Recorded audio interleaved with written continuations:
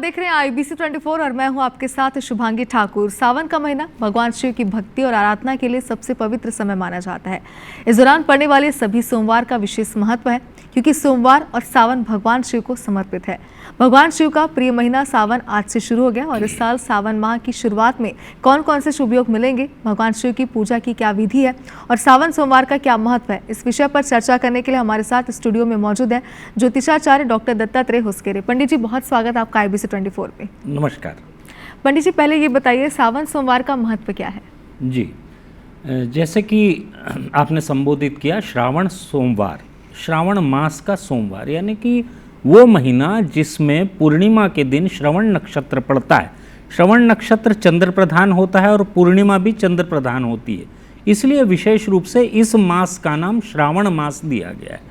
और जहाँ तक सोमवार का प्रश्न है, तो सोमवार भी चंद्र प्रधान दिन होता है और चंद्र प्रधान दिन का संबंध भी जल से होता है, इसीलिए ये जलमग्न जो मास है उसमें विशेष रूप से ये बात तय की जानी चाहिए कि हम जो है शिव जी का विशेष पूजन करें। शिव जी चूँकि जटाजूट धारण करते हैं, शीश में चंद्र धारण करते हैं, उनकी जटाजूट से गंगा प्रवाहित होती है, यह सभी हम सभी जानते हैं इस बात को।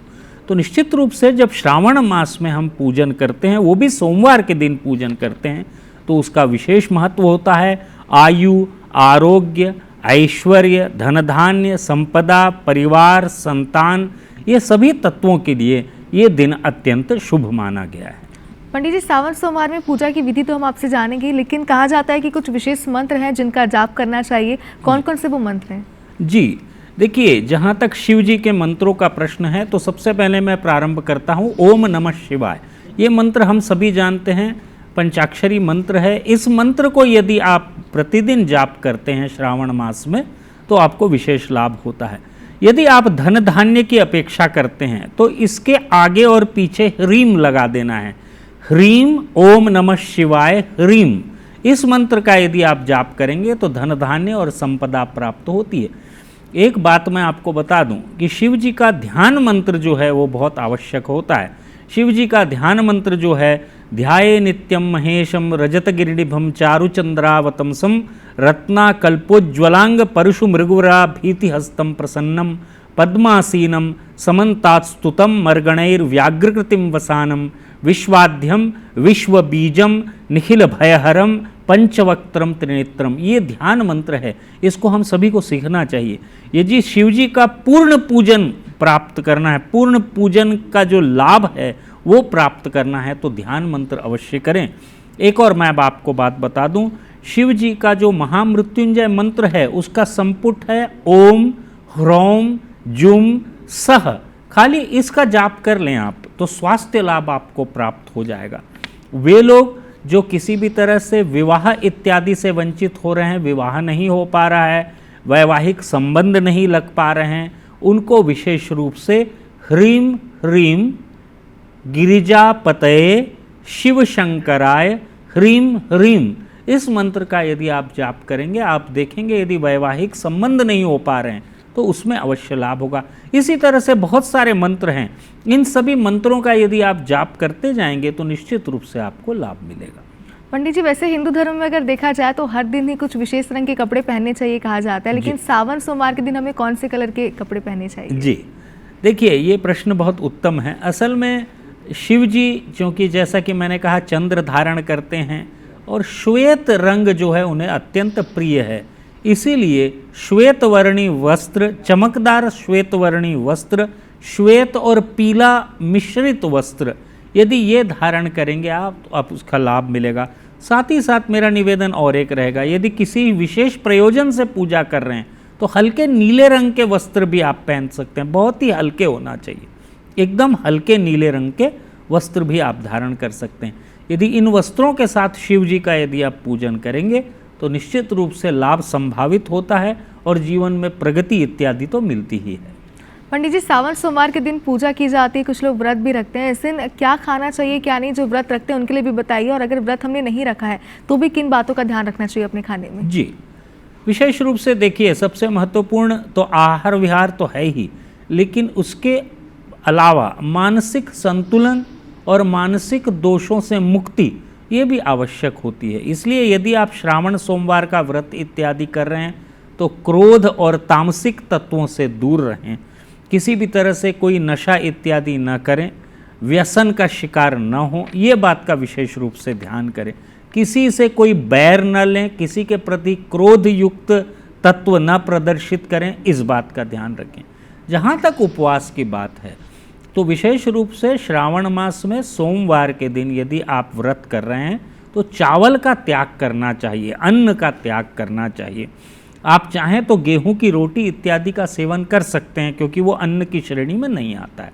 और साथ ही साथ मेरा निवेदन आपसे ये रहेगा कि वे लोग जो बीमार हैं, किसी भी तरह से कोई रोग इत्यादि हैं, तो वो उपवास करते समय एक निश्चित इंटरवल पे कुछ न कुछ फल और अन्य उपवास की सामग्री लेते रहें, संकोच न करें, किसी तरह का कोई दोष नहीं लगेगा।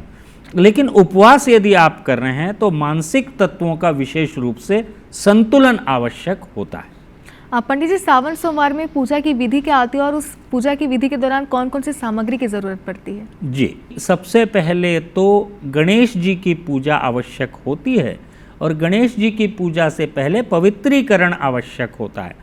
बाह्य और अंतर, मतलब हमारे शरीर का बाह्य भाग और हमारे शरीर का आंतरिक भाग, इसका पवित्रीकरण होता है। ओम अपवित्रः पवित्रो वा सर्वावस्थाम गतोपि वा, ऐसा कहते हुए आप पवित्रीकरण का मंत्र कर लें। पवित्रीकरण के पश्चात आचमन इत्यादि करने के पश्चात जो है गणेश जी का पूजन होता है। गणानाम त्वा गणपति गुंघवामहे प्रियाणाम त्वा प्रियपति गुंघवामहे, ऐसा कहते हुए गणेश जी का आह्वान करना, श्री गणेशाय नमः इन मंत्रों का जाप करना, गणेश जी को विशेष रूप से गौरी जी के साथ स्थापित करके उनका पूजन करने से विशेष रूप से ये विधि जो है सही सिद्ध होती है और लाभ देती है। गणेश जी की पूजन के उपरांत जो है स्वस्ति वचन का पाठ करना, स्वस्ति वचन यानी कि स्वस्ति न इंद्रो वृद्रश्रवाः स्वस्ति नः पूषा विश्ववेदाः, ऐसा कहते हुए स्वस्ति मंत्रों का जाप होता है। स्वस्ति मंत्रों के जाप के पश्चात संकल्प होता है। हम सभी मनुष्य हैं, हमारी कामनाएं हैं और उन्हीं कामनाओं को लेकर हम शिव जी का पूजन कर रहे हैं। तो जो भी आपकी कामना है, ओम विष्णुर्विष्णुर्विष्णु श्रीमद्भगवतो महापुरुषो विष्णुराज्ञया, ऐसा कहते हुए संकल्प कर लें कि हे प्रभु, मैं आपका पूजन करने जा रहा हूँ या जा रही हूँ और मुझे इन इन तत्वों की आवश्यकता है, आप उसे पूर्ण करें। ऐसा कहते हुए संकल्प हो गया। संकल्प के पश्चात अब शिव जी का ध्यान मंत्र करें, जो मैंने आपको ध्यान मंत्र बताया, ध्याये नित्यम महेशम रजत गिरिनिभम। इस मंत्रों का जाप करते हुए शिव जी को आसन दें। शिव जी को आसन देने के पश्चात सांब सदा शिवाय नमः ऐसा मंत्र का उच्चारण करते हुए शिव जी को जो है बिल्व पत्र इत्यादि समर्पित करें, पुष्पहार समर्पित करें, अभिषेक इत्यादि कर लें। जो भी पदार्थ हैं, दूध, दही, शहद, शक्कर, घी, ये पंच तत्व होते हैं, पंचामृत का निर्माण करते हैं, तो इनसे आप शिव जी का पूजन कर दें। पूजन करने के उपरांत शिव जी को शुद्धोदक स्नान कराएं, यानी कि शुद्ध जल से स्नान कराएं, चंदन इत्यादि का लेपन करें। लेपन करने के उपरांत पुनः पुष्पहार इत्यादि समर्पित करते हुए भोग लगा दें। भोग लगाने के पश्चात आरती कर दें। आरती आपको जो आती है वो आरती आप कर सकते हैं। आरती करने के उपरांत जो है शांति पाठ करें, धौः शांतिरंतरिक्षम शांति पृथ्वी शांतिरापः, ऐसा कहते हुए शांति पाठ कर दें। इस तरह से ये पूजन संपन्न हो जाता है। सोमवार के दिन विशेष रूप से इस अनुष्ठान को करें, आप देखेंगे कि विशेष लाभ होगा। बिल्व पत्र और बेल का फल ये अवश्य समर्पित करें शिव जी को, इससे विशेष लाभ होता है। पंडित जी, सावन सोमवार के दिन दान का विशेष महत्व होता है, ऐसे में इस दिन किन चीज़ों का दान करना चाहिए और क्या कोई निश्चित समय है जिसमें दान करना चाहिए? जी देखिए, विशेष रूप से वे लोग जिनको किसी भी तरह का चंद्र दोष है, यानी कि चंद्र जो है अष्टम भाव में है, शनि युक्त है, द्वादश भाव में है, इस तरह की स्थिति बनती है, उन लोग के लिए विशेष लाभ का अवसर होता है। वैसे सभी के लिए लाभ का अवसर होता है। तो चंद्र दोष इत्यादि से निवृत्ति करने के लिए और अन्य सभी दोषों से मुक्ति पाने के लिए श्वेत वस्त्र का दान करें, चावल का दान करें, दूध का दान करें और अन्य श्वेत तत्व जो हैं उनका भी आप दान कर सकते हैं। यदि ये दान करेंगे तो निश्चित रूप से आपको लाभ मिलेगा। विशेष अवसरों पे चांदी का भी दान किया जाता है।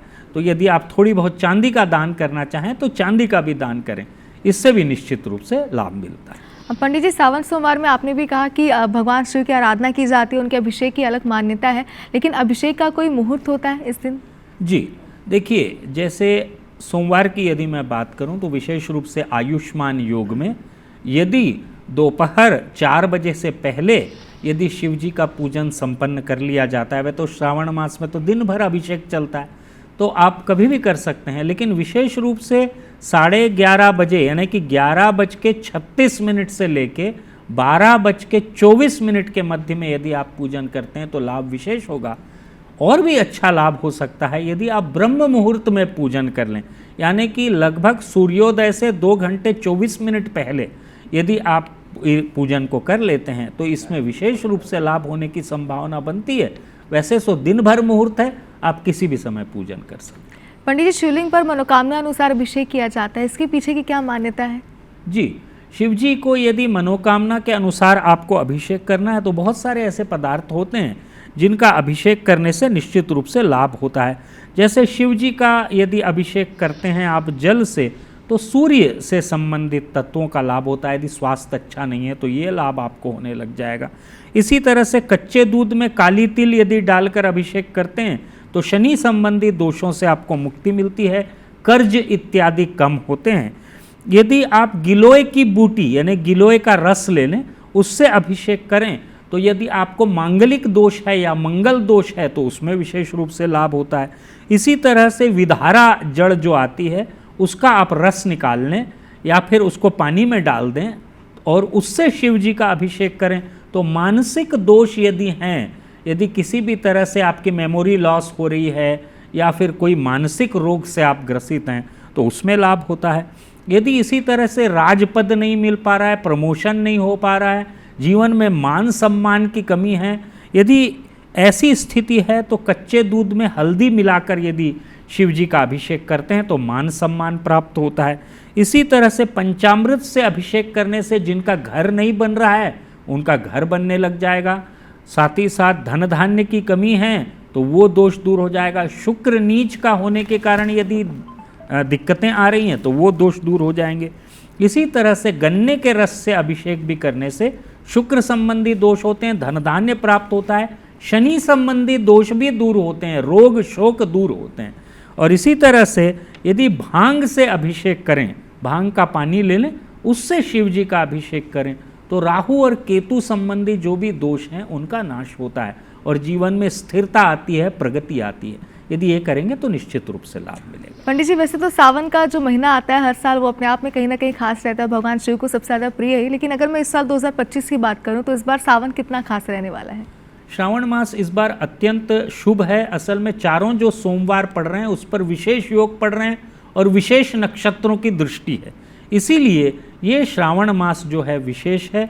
यदि इस समय आप शिव जी का अभिषेक किसी भी मंदिर मठ में जाकर करते हैं या नहीं भी जा पा रहे हैं तो घर में कर लें, निश्चित रूप से आप देखेंगे कि इसका विशेष लाभ होगा, धन धान्य की प्राप्ति होगी, संपन्नता होगी। पहला श्रावण सोमवार विशेष है क्योंकि आयुष्मान योग है और शुक्र जो है विशेष स्थिति पे बैठा है, दोहरा ग्रहण दोष लगा हुआ है। यदि किसी भी तरह से ग्रहण दोष, पितृदोष इत्यादि आपको है तो इसमें विशेष लाभ मिलने की संभावना है। तो इसीलिए श्रावण मास में सभी सोमवार को, विशेष रूप से पहले सोमवार को, यदि आप शिव जी का पूजन बहुत भक्ति के साथ, बहुत अच्छे से नियमानुसार कर लेते हैं तो आपको निश्चित रूप से लाभ होगा और धन धान्य की प्राप्ति होगी। पंडित जी, सावन सोमवार का आध्यात्मिक महत्व एक बार आपसे समझना चाहते हैं, इसके पीछे की मान्यताएं क्या है? जी, असल में क्या है, हम सभी देख रहे हैं कि इस कलयुग में और विशेष रूप से इस समय में हम बहुत ज़्यादा भावनात्मक कष्टों से होकर गुजर रहे हैं। पारिवारिक संबंधों में दरार आ रही है, पति पत्नी के संबंधों में भी दिक्कतें आ रही हैं, पारिवारिक संबंध लगभग शून्य होते जा रहे हैं। ऐसी स्थिति में यदि शिव जी का पूजन करते हैं, क्योंकि हम सभी देखते हैं कि शिव जी माथे पर चंद्र धारण करते हैं, तो शिव जी चंद्र दोष यही सब दोष हैं, भावनात्मक कष्ट, पारिवारिक संबंधों का क्षीण होना और जो चीज़ें हैं उनमें दिक्कतें आना, ये सब दोषों को शिव जी दूर करते हैं। तो विशेष रूप से श्रावण मास में यदि आप पूजन करते हैं तो जहाँ एक और पारिवारिक संबंध मजबूत होते हैं, पति पत्नी के संबंध मजबूत होते हैं, परिवार के संबंध मजबूत होते हैं और धन धान्य वैभव इत्यादि की प्राप्ति होती है, रोग शोक से मुक्ति मिलती है। इसलिए श्रावण मास विशेष है। पंडित जी, ये तो बात हो गई श्रावण मास की, लेकिन इसमें व्रत का क्या महत्व है? व्रत का विशेष रूप से ये महत्व है कि व्रत यदि आप कर रहे हैं तो निश्चित रूप से आपका मन एकाग्र होता है। एकाग्र चित्त मन से यदि आप पूजन करते हैं तो निश्चित रूप से लाभ होता है। मेरा निवेदन सभी भक्तों से ये रहेगा कि वे मानसिक उपवास अवश्य करें, किसी के प्रति मन में बैर न रखें, क्रोध न करें, कोई तामसिक तत्व के नज़दीक न जाएं। ये सब बातों का यदि ध्यान रखते हैं तो निश्चित रूप से लाभ होगा। साथ ही साथ यदि आप स्वस्थ हैं तो आप उपवास इत्यादि रख के भी व्रत कर सकते हैं।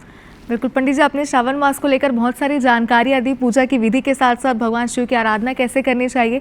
मुझे लगता है दर्शकों के लिए वो बहुत अच्छी साबित होगी, क्योंकि कुछ चीज़ें रहती हैं जिनको लेकर अक्सर लोग कंफ्यूज रहते हैं। बहुत शुक्रिया पंडित जी हमसे बातचीत करने के लिए। नमस्कार। और इसी के साथ हमारी खास पेशकश में फिलहाल इतना ही। आप देखते रहिए IBC 24। नमस्कार।